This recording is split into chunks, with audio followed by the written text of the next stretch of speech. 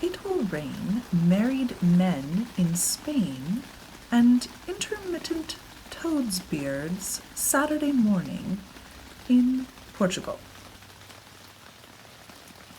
An intense Pacific frontal system of bamboo grass and sand will fall over Tokyo. There's a chance of young cobblers developing over Berlin and running riot across the country all the way to Athens, where they will fall Sunday afternoon alongside chair legs.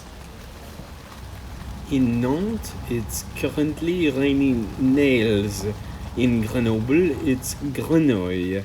Ropes in Reims and Niort is getting nailed.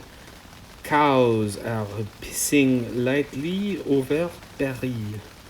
In the north of Taipei, plums will plummet Monday morning. There's a strong chance of fire and sulfur over Reykjavik, which will reek of burnt umbrellas for weeks. In Bangkok. It will rain children's eyes and ears shut for a month. And then they will open and be quizzed like little gods on all the winds in the sky.